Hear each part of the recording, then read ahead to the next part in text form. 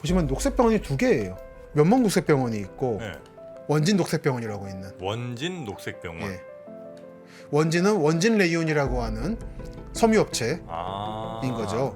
화신그룹을 만든 박흥식 사장이 일본 토레이라고 지금도 있는 회사입니다. 거기서 비스코스 인경 기계를 폐로 가던 걸 가져와요. 그리고 교육을 받았는데 거기서 이미 산재가 난 상태였어요. 일본에서. 알고 가져 돌렸고 당연히 산재가 났죠. 예. 그리고는 이 땅도 오염이 된 거고 산업재해로 퇴직한 노동자가 말을 더듬고 잘 못 걷는다. 이황화탄소 중독. 그리고는 이 병에 걸리면 다 강제 퇴직을 당했어요. 그래서 지금 수천 명의 피해자가 나왔어요.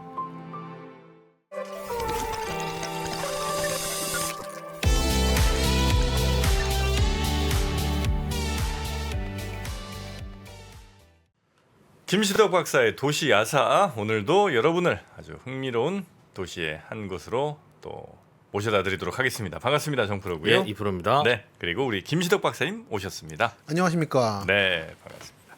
자, 저희가 지난 시간에 마장동 고깃집 이야기들 까지 이제 저희가 오른쪽으로 서울의 오른쪽으로 네. 와봤고요. 이제 좀 더 가봐야죠. 좀 더 가야죠. 네.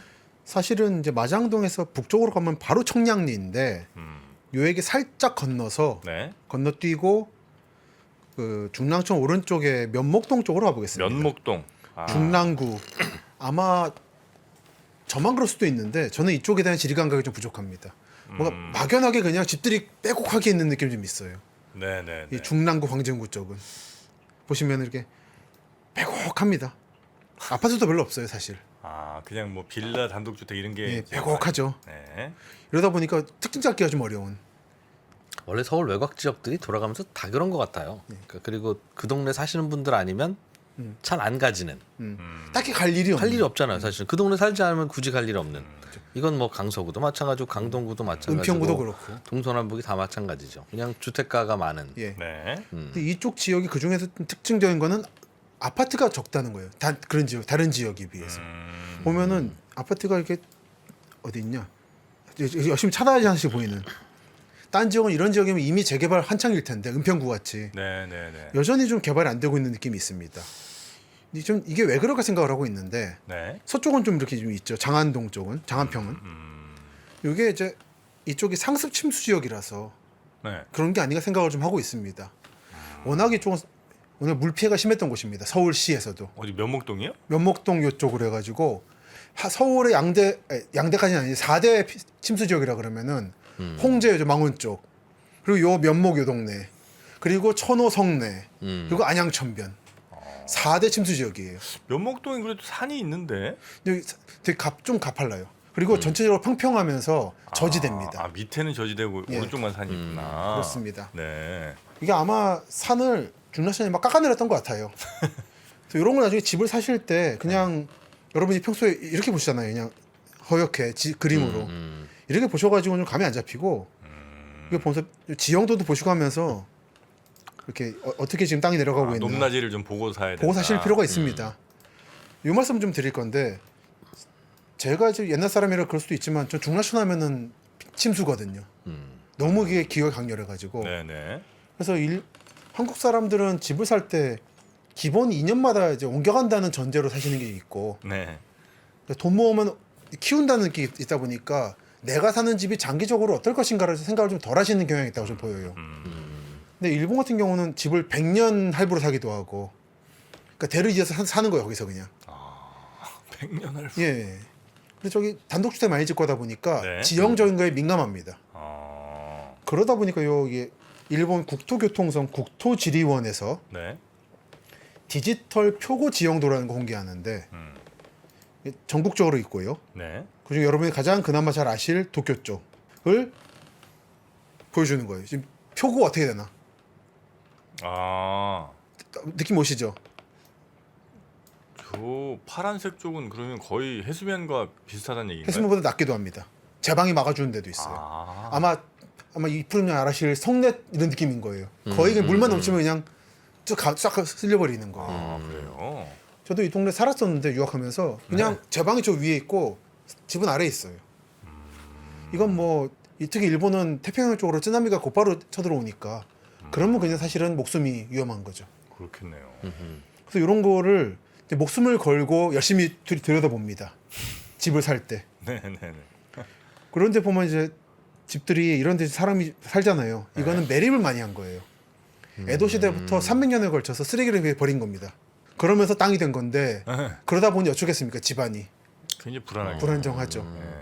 한국도 송도 신도시 네. 또는 부산의 명지 신도시 이런 데가 보면 계속 집안 침하 얘기가 나오는 게 기본적으로 이제 낙동강 특히 낙동강 학원이 좀 문제인데 네.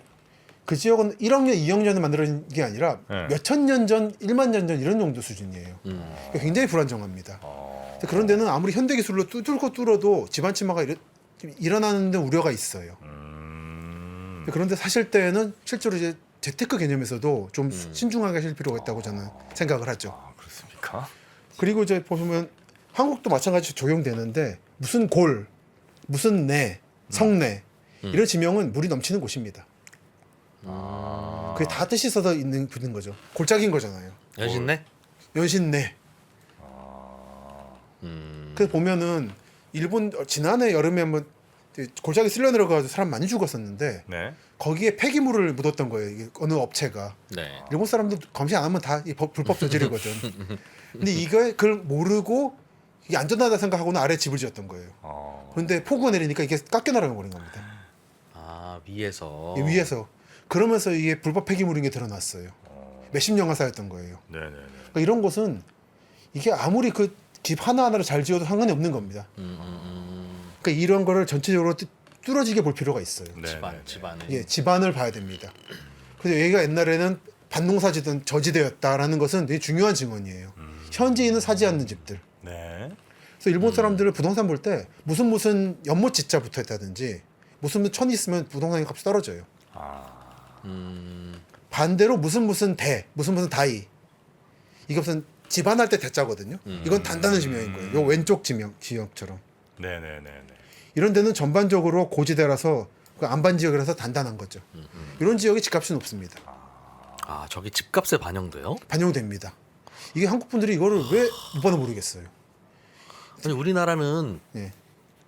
한강변의 아파트들은 사실은 다 100년 전만 해도 그 한강이었던 곳에 아파트 지은 거예요. 100년이 뭡니까? 50년.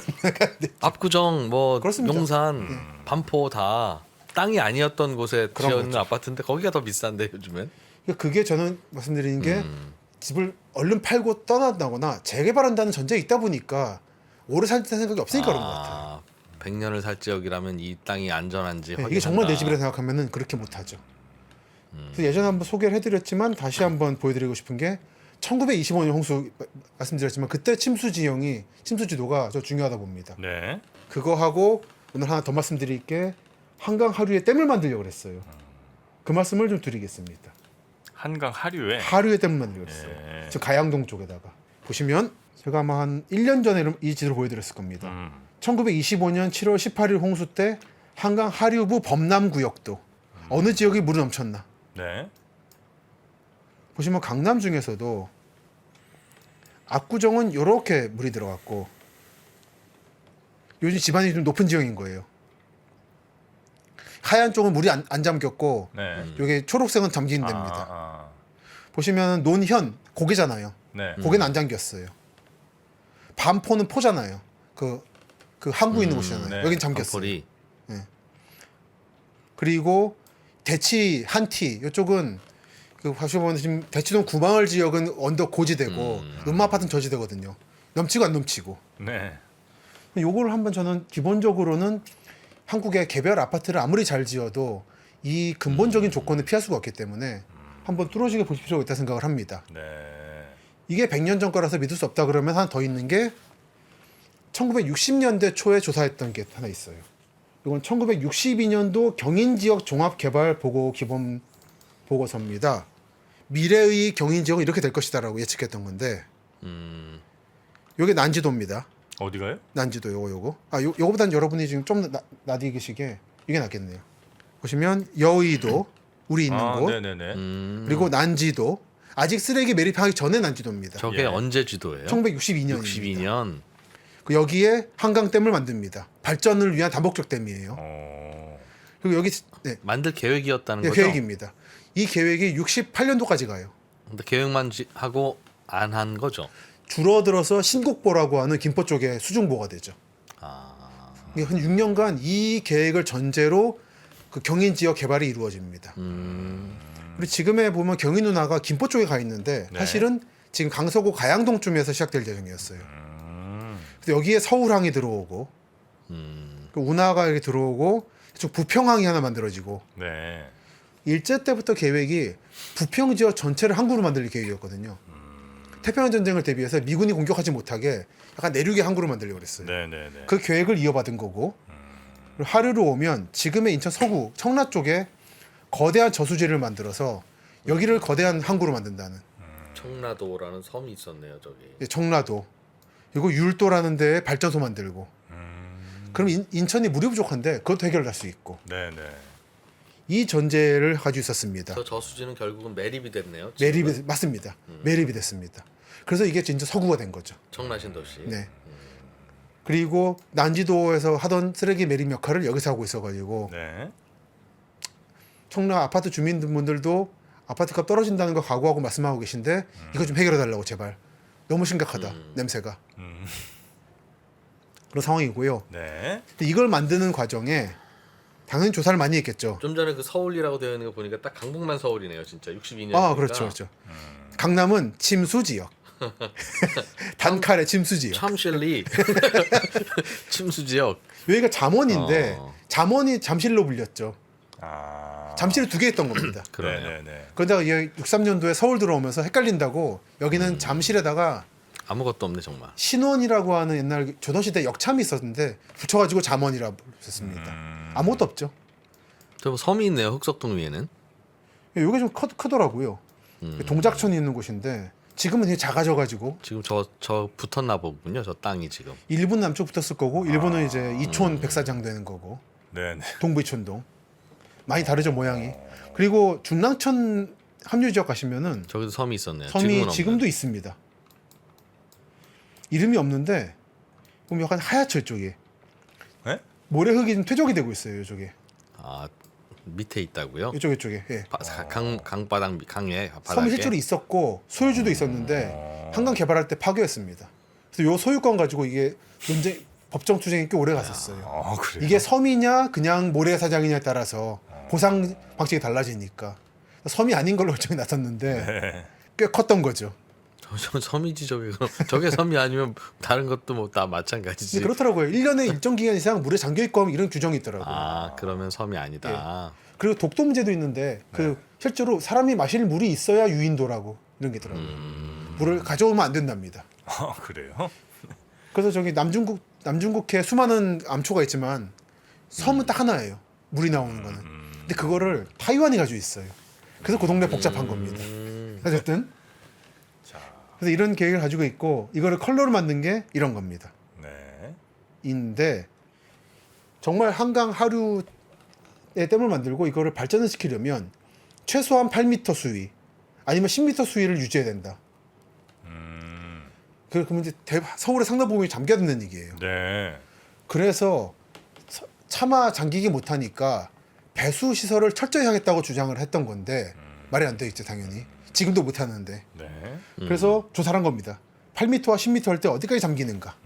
여의도에서는 공항의 절반이 잠기게 됐었어요. 이게 홍수 때가 아니라 한강 댐을 만들다 보니 이렇게 된다라는. 수위가 올라오니까. 올라오니까. 네. 잠실에서도 신천 쪽이 위쪽이었는데 신양이 있고 화양리 쪽이 있고 이쪽은 잠기고 봉은사 쪽과 음마아파트 쪽 잠기고 반포와 동작 쪽 상당 부분 잠기고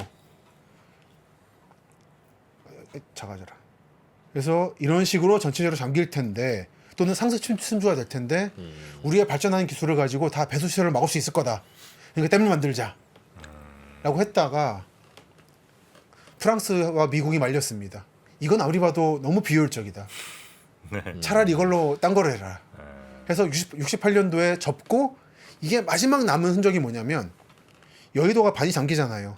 그러니까 제방을 만드는 계획이 있었어요. 한강 댐 대비해서. 이게 남은 게 여의도 한강 둔치인 거죠. 잠깐! 최준영입니다. 다양한 지식을 연결해서 큰 이야기를 만들어내는 경험. 어디서? 위즈덤 칼리지에서 함께 하시죠. 네이버에서 위즈덤 칼리지를 검색하세요. 그래서 이쪽 지역은 침수가 위험했던 곳이다라는 말씀을 드리다가 온 거고 네. 이제 박정희 때 계획이 대규모 계획이 몇 개 있었죠. 하나가 지금 보여드린 것처럼 대국토 건설 계획이라고 하는.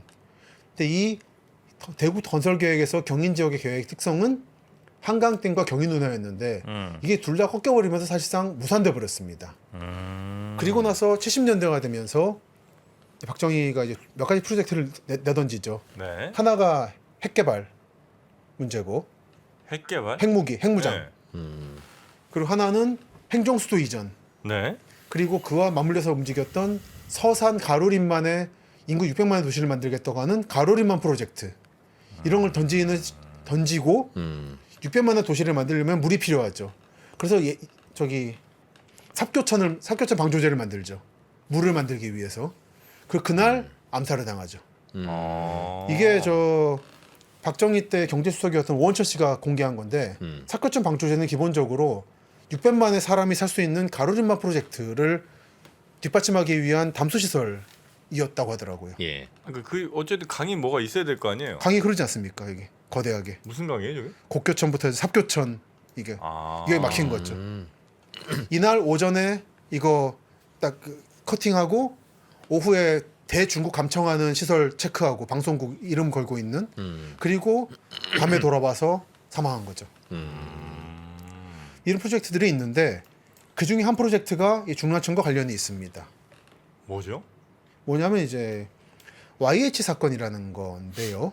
YH 여공분 사건. 네. 요 보시는 YH 노동조합사라고 하는 책이 있죠. 그건 이제 그때 뭐 해적판 나오는 그런 거죠. 지하 출판. 보시면 지금 뭐 이름 많이 유명한 사람 많이 나옵니다. 뭐 고은 시인이라든지. 그때 보시면 보시면 흐름이 중랑천이 있고 배수 분거 하수관이 있고 네. 길이 이렇게 쪼르륵 나 있죠. 쪼르르르륵. 딱 봐도 천 같죠. 예. 복개천인 거죠 보니까 면목천로 이름도. 천변에 공원이 지금의 녹색병원이라는 게 있는데 옛날 YH 무역 공장입니다. 여기가. 공장이 저기 있었어요. 네. 그 사진도 있는데 우선 여기 급한 대로.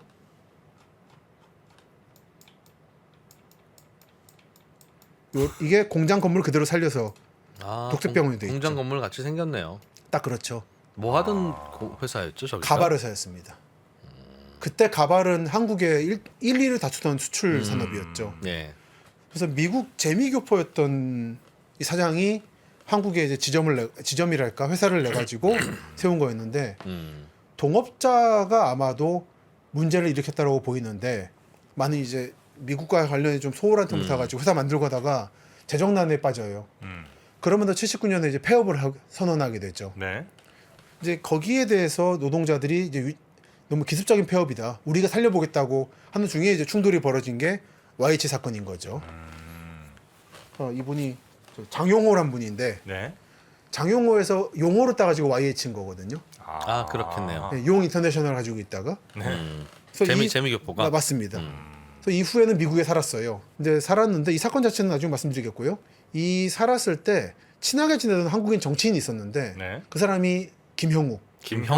예, 국가정보원장. 김형욱이라고 하더라고요. 중앙정보부. 중앙정보부장. 네. 사망한. 예, 미국의 공동묘를 땅도 가지고 있었고 김형욱은 아시겠습니다만 사실상 중앙정보부의 악명을 만들어낸 사람 중에 하나죠. 네. 그 사람이 이제 밀려난 다음에 후임 정보부장이 오니까 박정희가 이제 김형욱 사람 안 때려도 된다고 그런 말을 했다고 할 정도로 그랬던 건데 밀려나고 나서 미국에 가가지고는 아마 이런 사람도 도움도 있고 했을 거고 하면서 많은 정보를 이제 미국 측에 넘기기 시작하죠. 그래서 미국에 있는 한국인 재미 언론인인 안치홍 씨가 그런 서류를 많이 공개하는 중에 혁명과 우상이라는 책. 네. 이 책을 썼는데 출판되기 전에 미국 CIA가 입수를 해가지고는 영어 번역을 해요. 돌릴 정도로 박정희 정권이 이제 금이 가고 있다라는 거 보여주는 차원으로서. 그리고 김영욱 씨는 그걸 한 다음에 김재규 정보부장이 정중하게 편지를 보내서 교육하시라고 안전 보장해 드리겠다라고 해서 프랑스에서 만난 거죠. 네. 그리고는 사라진 거죠.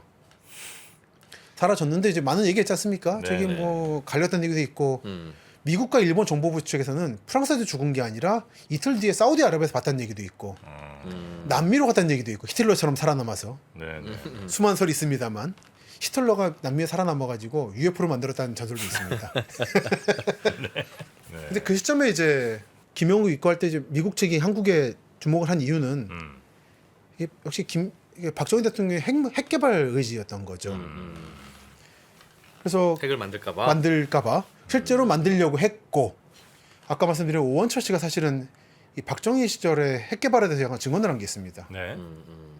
2010년에 이분 얘기로는 지금 거의 일본이 개발한 수준까지 갔다고 하더라고요. 박정희 정권 말기에 한국의 핵 기술이 네. 그 증거로서 요 정제 우라늄까지 만들어냈고 이게 박정희 대통령한테 전달이 됐다. 이제 이러다 보니까 이제 미국이 한편으로는 김영욱 같은 사람들을 이용해 가지고 박정희를 압박하고 한편으로는 닉슨 때 1차 미군 철군을 했는데 별다 철군 안 하겠다고 달래기도 하고 하다가 이제 여전히 계속 개발을 하니까 카터가 창원에 있는 핵 개발 관련된 공장에 가려고 하다가 만류해서 안 가는 일도 있었죠. 창원에? 창원에 그런 공장이 하나 있었습니다. 그 뭐였냐? 그래요? 현대양행 원전건설의 핵심 부품 공장이었던 창원 소재 현대양행도 공중분해 됐다가 현재 두산중공업이 되었다라고 하는. 그래서 이제 오원철 씨가 예전에 냈던 책에서는 그 카터 대통령이 창원에 가려고 했던 이유나 그 안 가고 자기는 안 가고 부하들이랄까 부하 직원들이 갔던 이유가 한국이 중공업을 발달했으니 버리면 안 되겠다라는 생각을 하게 한 계획이 됐다라고 말을 하고 끝났었는데 네. 사실은 이제 핵무기 개발을 시찰하고 싶었던 거죠. 미국 측이. 그리고 이제 여기서 관련된 것은 한국이 핵을 개발하려면 플루토늄이 필요한 건데 네. 이거를 만들기 위해서 필요한 원자력 발전소가 이제 고리와 월성인 거죠. 이건 캐나다 기술로 만든 거지 않습니까? 네. 네. 아시겠습니다만 뭐 워낙 유명한 얘기 됐으니까 그 경수로하고 중수로가 있는데 네.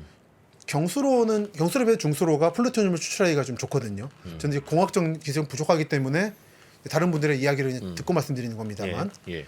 이 IAEA 같은 데가 사찰하기 좀 힘든 구조라고 하더라고요. 그래서 처음에 타이완도 이 캐나다식 중수로를 가져오려 하다가 미국이 저지를 했고 한국은 통과가 됐는데 이게 이제 한편으로는 미국이 압박을 준 대신에 핵 기술까지 가지 않는 조건으로 캐나다 걸 받아들이면은 인정하겠다라고 하는 했던 것이고 한국 측도 우선 플루토늄 만든 기술은 빼고 발전 기술만 가져오자라고 했는데 그러니까 이제 알맹이 빼고 가져오니까 안심하시라라는 액션을 준 건데 근데 저 기사에 보면 몰래 만들었다는 얘기네요. 뭐 옐로우 케이크 얘기도 나오고. 사실상 거의 만들었다는 얘기죠. 어떤 과학자분이 이때 관여했던 분이 사실상 우리가 설계도를 만들었다고 플루토늄 추출할 수 있는 설계도까지. 그래서 오원철 씨는 사실상 우리는 핵무장국이 될 뻔했다라고 하는 거고 그 후에 노무현 때 한번 한국이 대덕인가에서 소규모로 핵실험 비슷한 걸 하다가 과학자들이 실험용으로 예. IAEA 사찰에 걸린 적이 있어요 한번. 그래서 크게 한번 곤욕을 치렀는데 그게 이제 우연한 것이냐 과학자의 그냥 실험 정신이었는 것이냐 아니면은 이제 정권을 뛰어넘어서 이어지고 있는 의지냐는 해석 여지가 있는 걸로 알고 있습니다. 그리고 저는 이제 이 방송이 나갈 때쯤이면은 이제 윤석열 대통령이 취임을 했을 거라 생각하는데 지난 정권의 월성 고리를 이제 폐로시키기로 한 것이 과연 국익에 맞는 것이냐 문제는 저는 이 관점에서 좀 볼 필요가 있다고 생각을 하고 있죠. 어떤 의미에서는 핵무장 할 수 있는 원전 기술을 가지고 있는 게 좋다는 의견이 있을 수도 있고 한편으로 한국이 완전히 이걸 포기함으로써 서방 세계에 안심감을 주고 그 대신에 지금 안보를 보장받은 게 있기 때문에 경제 성장과 네. 그런 부분에서는 이게 어쩌면 후대에는 현명한 선택으로 남을 수도 있다. 고리폐로 시킨 것이. 그런 두 가지 의견이 있을 거라 생각을 합니다. 얘기가 좀 까다롭게 왔습니다만. 뭐그 YH 예, 다 돌아갑니다. 네. 김용옥 건이 이제 이 핵무기 개발하고 연결된다는 말씀드렸고요. YH가 지금 녹색병원이 돼 있죠. 네. 그 이유가 뭐냐면 녹색병원 자체는 YH와는 관련이 없습니다. 이제 YH 자체는 이런 식으로 79년 10월에 폐업에 반대하는 노동자들이 면목에서 시위를 하다가 안 되겠으니까 공덕에 있는 신민당사로 들어오죠.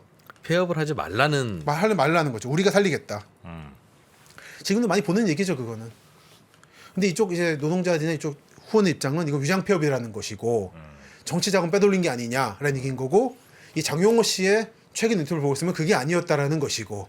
그 당시만 해도 한참 인건비 올라가고 그래서 잘 가발 사람 안 되던 예, 때였지 않았나 그렇게 보더라고요. 싶은데. 그래서 이분의 주장으로는 김영삼 대통령이 미국에 왔을 때 나를 왜 부도덕한 기업인을 몰았냐고 사과하시라고. 그래서 미안했다라고. 그냥 부하들에게 말하길래 그런 줄 알았다라고 사과를 받았다고는 하더라고요. 그래요. 예.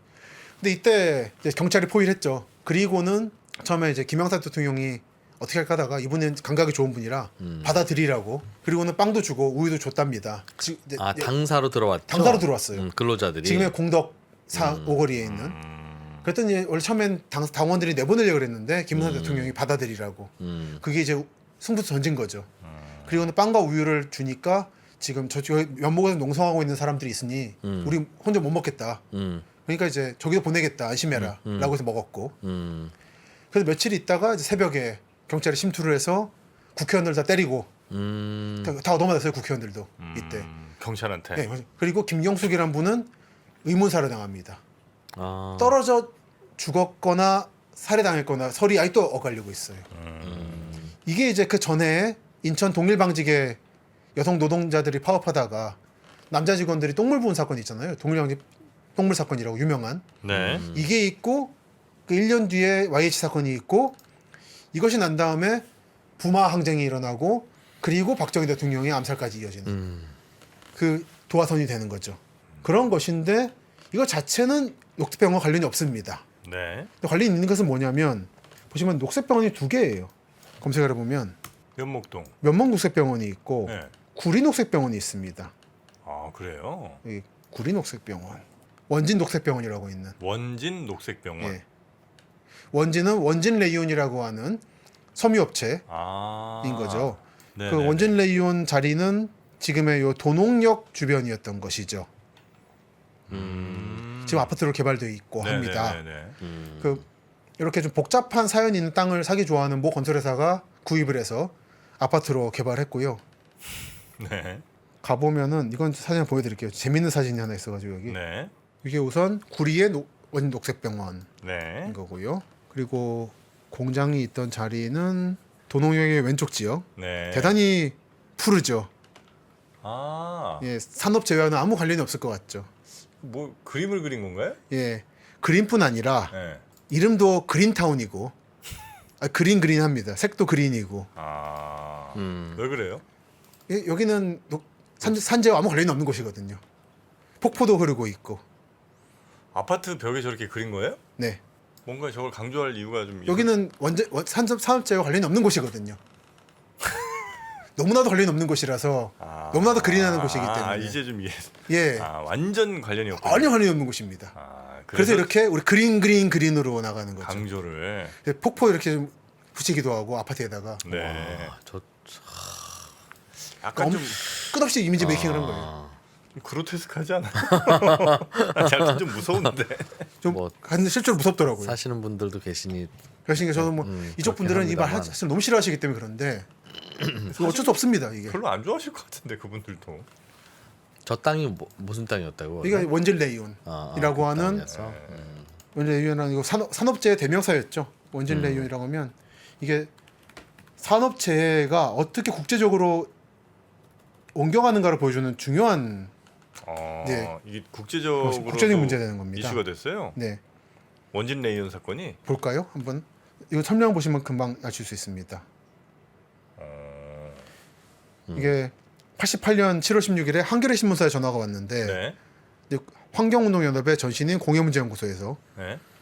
산업재해로 퇴직한 노동자가 말을 더듬고 잘 못 걷는다 있었습니다. 이황화탄소 중독 이런 것이고요. 인견을 만드는 원진 레이온 회사였던 것이고, 네네네. 그리고는 이 병에 걸리면 다 강제 퇴직을 당했어요. 네. 그래서 지금 수천 명의 피해자가 나왔어요.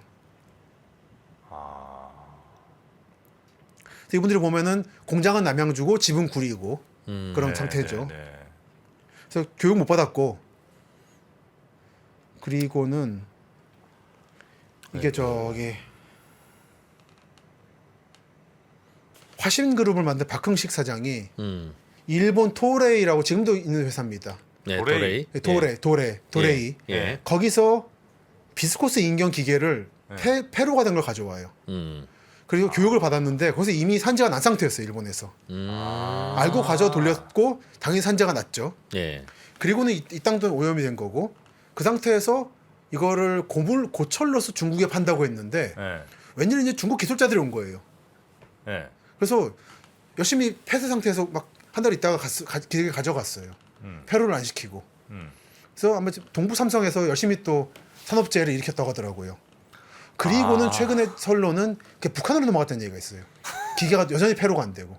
아 원진 레이온의 그 생산 예, 기계를 도레이부터 원진레이온을 거쳐가지고 동부 삼성 거쳐서 북한으로 가서 동부 어디요? 동북 동북 삼성. 삼성. 동북 중국에. 삼성 네. 중국으로 가서 네. 야. 그게 이어지고 위해서 북한에서 지금 만들고 있을 거라는 추측이 일본 측의 산업재해 연구하는 의사분이 쓴 책에 나와 있습니다. 아 이거 벌써 한 몇십 년 이상 된 건데. 그러니까요. 그 정도면 더 좋은 기계가 나왔음에도 그게 이제 그러니까 이게 걸렸거나 산업재해가 났을 때 그 범칙금이 더 세면은 그거를 기계를 도입하겠지만 범칙금이 기계값보다 낮으면은 기계를 돌리죠. 그게 그 중대재해법이 그냥 나온 게 아니지 않겠습니까? 네네네. 그래서 레이온을 만드는 그 기계가 이제 예. 일본에서 수입됐다가 이제 여기서 다시 중국 갔다 이렇게 갔다는 거죠. 예. 네. 그 산업재해 국제 전파를 보여주는 중요한 사례 중에 하나입니다. 네. 그러다 보니까 그 피해가 너무 커가지고 네. 이 땅을 판 자금으로 녹색병원 재단 같은 걸 만들어요. 후원하기 위해서. 네네. 그래서 하나 만든 게 구리인 거고 하나를 이제- 더 만들 때 딱 YH 공장에 있던 데를 정한 거예요. 둘 다 중에 한국의 산업사를 보여주는 우상이라고 상징성이 그래가지고 있으니까. 네. 일부러 의도적으로 여기 둔 겁니다. 여러분들이 이제 서울 동북 지역에서 구리 남양주로 가실 일이 많지 않으실 텐데 네. 이렇게 산업으로 이어지는 하나의 축이 있습니다. 이쪽이 아, 면목에서 구리 구리로 거쳐서 넘어갈 때. 남양주 도농까지. 아, 그리고 하나 더 가자면 이 경의중앙선 타고 망우로 오면 한번 네. 말씀드렸죠. 네.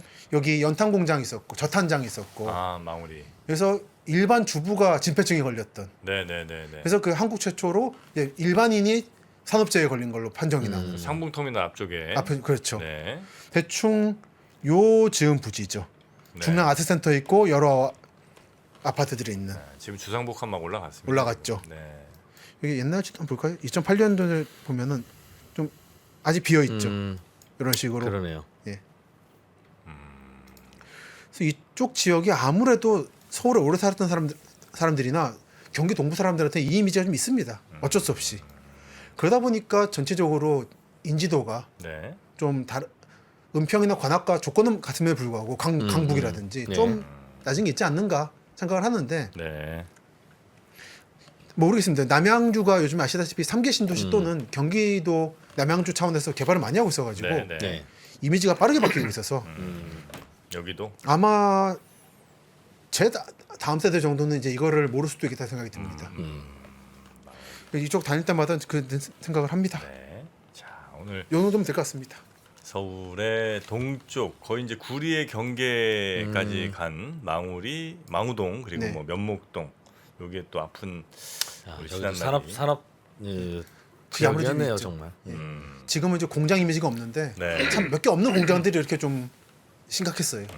성수동도 이제 한 1, 20년 더 흘러가면 공장들 다 없어질 거고. 그렇죠. 공장 여기가- 껍질만 남아가지고 카페와 미술관과.